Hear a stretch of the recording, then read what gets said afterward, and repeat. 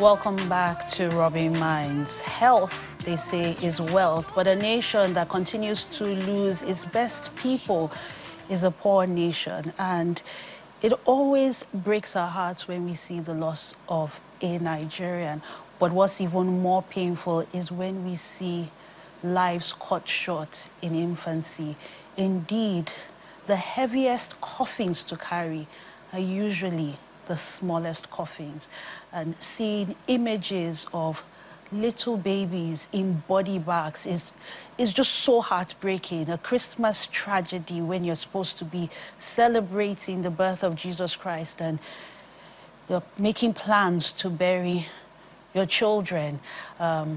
Social media has brought us closer to the problem that's Nigeria's very high level of infant mortality. And the sad thing is that this is just one case of parents who have decided to just share their grief and share their burden to Nigerians. We also saw what happened with Chimamanda Ngozi Adichie with the loss of her son. So it's almost like there's a question on our health facilities. There's a question on the negligence of some of our health professionals. Where are we as a nation when our infants, our children are no longer safe? Very, very heavy story that we saw. The 24th of December is a day that I know this family, Promise Samuel and his wife Ruth Promise, will never forget. They took their twins for a routine immunization, and the next day the twins passed. There are a lot of allegations on medical negligence, on safety, or medical protocol, on just how we treat our citizens, our young ones in this country. And they're here today to share their story, to just set the record straight and to share what they've been through. I just want to say thank you, Promise Samuel and Ruth Promise. I know this is very hard, and thank you for speaking out, because a lot of people are going through the same things. And in your own words, would like to hear what exactly happened, on the 24th. Just walk us through the whole scenario. Okay. I want to thank you for such a privilege to open up to the world the incident that have happened, that have caused trauma to me, that have disorganized me, both mentally, emotionally, and otherwise. Because as it stands now, I don't know how I feel. Just that I'm just trying to, be strong. On 24th of December, I and my wife, in the morning hours, as we usually do, we take care of our kids, we bed them, and we gave them food. That 24 was, they gave us date. As usual, I've been following her from the day she was pregnant till the day she delivered. I was with her inside the labor room. So there is no story or gazing here, because I've been a part and a committed father in this thing. So on that 24th December, we left for immunization. I was playing with them on the road because the immunization center was close to my house.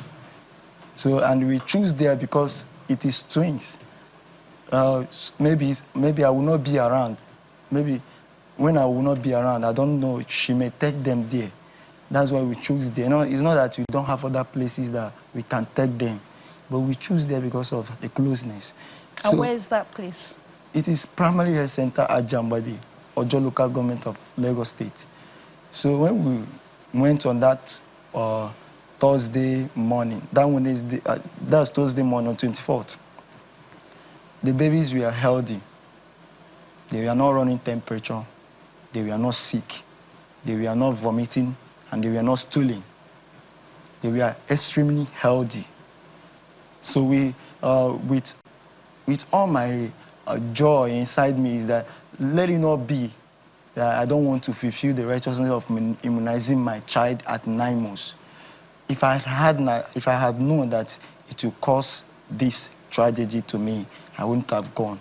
So going there on that Thursday, my wife, I told her that it has been long. We have not scaled these children. Let's scale them and know their weight. So we scaled the first person, which is the senior, which is testimony. We scaled him. He came up 8 points. 8 points. Then we scaled the second person.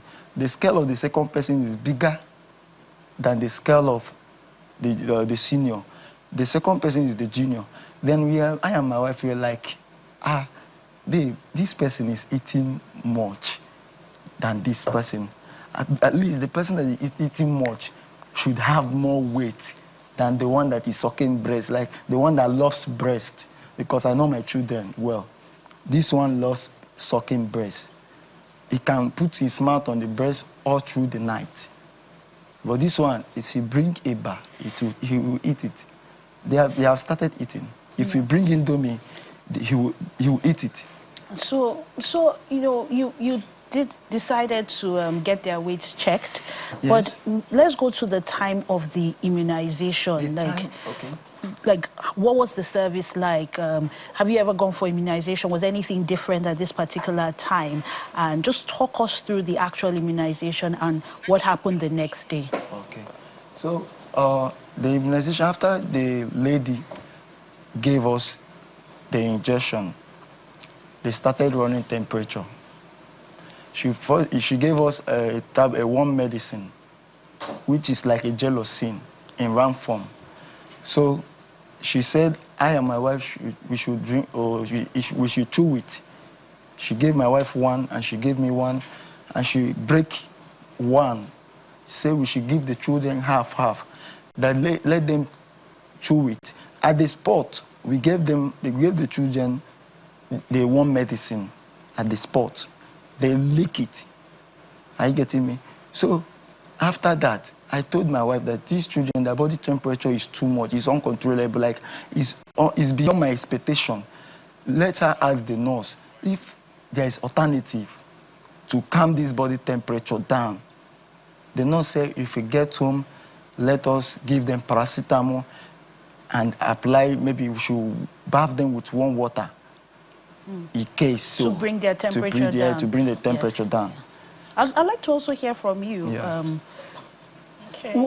Was it surprising that as soon as you gave them that gelocin, the temperatures rose? This won't be their first immunization. So what was different at this particular time? Well, what was different was when we got there, although that nurse, she's not the one that used to minister to us, so someone else. But that day, she was the one on seat. So we can't be choosing who is going to give us immunization and who is not. So when we sat down, because we normally go together, I see it, he carried the other one, I carried the other one. So she brought out the injection. She gave them 1 year, and on the lab. So 3 injections? Yes, 3 injections. So once she's done with one, I would give it to my husband and collect the other baby.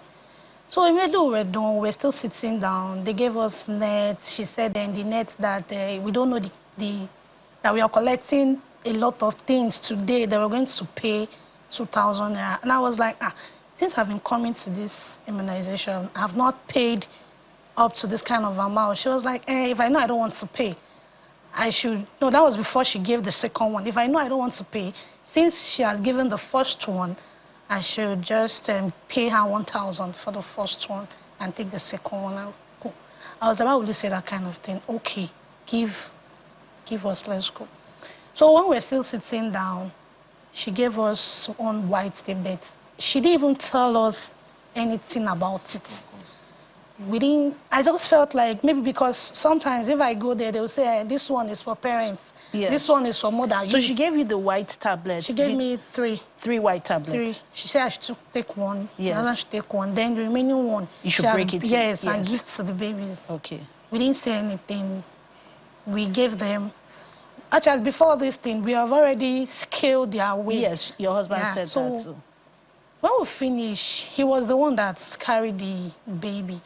So he was now saying the baby's running temperature. And I was like, okay, let me ask the nurse if there is anything that we can do. So I asked the nurse and she said we should give paracetamol. So when you got home, you gave the paracetamol? I actually didn't go home because I am a fashion designer. So there's somebody that I make clothes for that was having a little complaint. So I had to go to the shop to fix the clothes because that's on the 24th. We were spending the Xmas in my mom's place. So I had to finish up in time so that we can go there. So we went to the shop, getting there. My husband, he actually followed us, but he started sleeping. I told him to go home, that I'll be coming. Not up to an hour, they started throwing up, white, very thick. So vomiting a white thing. And they were sleeping. As they were throwing up? Yes. So, and the thing was smelling really bad. Yeah. This one would throw up. Before I would finish cleaning this one, the other one, the same thing. And I was like, okay, well, since I'm through, let us go home.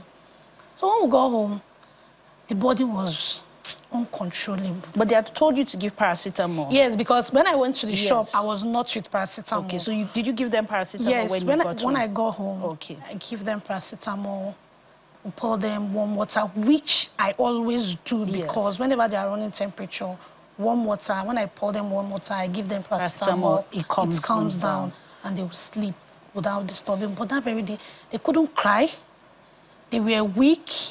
In fact, they could not even eat. And I was like, this lady said this vaccine does not disturb. And you had to even pay so much for it. So what now happened on Christmas Day? On that same 24th, when we went to my mom's place, later in the around 8, 9, I said, since they are awake, let me give them food. So when I went to carry one, immediately his too green, like it will just come out. All the old pampers everywhere will just... So like a case of diarrhea.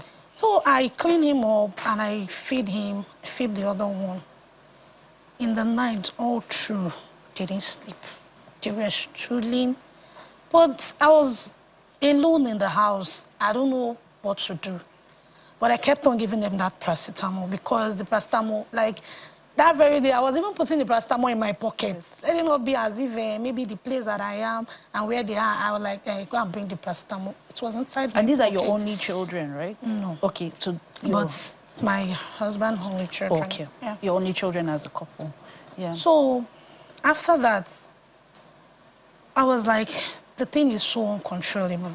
But I just said, normal, if we give them immunization before the next day, they'll be okay. Yeah. So all my thought was, I just know that it's only for today. This night. This night. Once this night passes and the thing continues, I'll take them to the hospital because in my mom's place, there's hospital close by.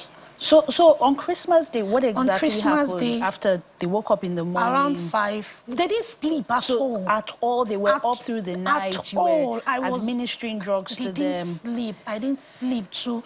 This one we jump, this one we jump. Like, they were just so... So what happened on restless. Christmas So Day? around 5, my mom and my sister, they came back from vigil. So I was able to sleep a little. So day 2, I thought they were sleeping too, because that was when they were able to relax. Yes. So my sister woke me up because I told her I'll be the one to prepare the Xmas food. Yes. So immediately she woke me up. I was like, where is the groundnut oil for the cooking? She told me where it was. But the children? Yes, they were lying down. Yeah, we're almost out of time. So. Okay, so when I took my phone torch to go and look for the oil, then immediately I said, let me check them. Yes. When I point the light, their whole body was red. When I mean like red, I woke my sister. I was like, what is this? I tried to, the baby was like this. I tried to turn the baby's neck, but it was stiff. I started shouting. I don't know what to do. We rushed them to the hospital. And that was it. When you got to the hospital, what was the response like? And they didn't even ask us for anything because the hospital people, they know us. So they just quickly checked them and the woman said they were gone. I still don't believe it. I took them to General Hospital and I'm so sorry. It was the same thing. Even that same Christmas day that we took them to Gondo, I started stooling too, myself. Uncontrollable. Like every minute I was stooling, every minute I was stooling. I don't know why. So this particular drug, this tablet that was given, have you heard back from the nurse to say, okay, this is what exactly it is? And also, you also took that tablet too as well. Like, I'm sure you have questions. Have you gotten any answers from the relevant authorities? Yeah, I took the tablet drug too. You know, that day, I'm a kind of person, my body, I'm not used to all these English drugs. So when I took it, when I was going home, like she said, when I was going home, I bought a hot drink, which I drank. I guess that was the reason why it didn't react on my body. But she was stooling all through that period. Even at the mortuary at Igondo, she was stooling in front of the corpse more than 3 times. Police people were there with us, so they can testify. So me, myself, I guess that the injection was the cause of the death. And the nurse is talking about food bacteria. She said food bacteria was the cause of the death of my children. Then I'm saying, okay, apart from the immunization, what about the worm medicine, which I've asked, I've researched, and people are telling me that before a child will be dewormed, it must reach up to 1 year. So there's so many questions that require answers. I'm so sorry about losing your twins, and I'm hoping that, sharing your story will have the relevant health authorities really address some of these issues. Sadly, we're out of time, and, this conversation just reminds us again about just where we stand as a nation when it comes to our health. There are still questions on the efficacy of this white tablet, whether it was supposed to have been given to both parents and the children. For the health professionals out there, there are still answers that this couple is seeking after burying their twins on Christmas Day. And I hope that this story really puts all of us on alert, that we hold our health authorities accountable. We hold those who have taken that Hippocratic oath to protect our lives, and that they will have their questions answered. Sadly, that's all we can take on this episode of Rubbing Minds. My name is Isabella Adediji. Do enjoy the rest of your afternoon. Goodbye.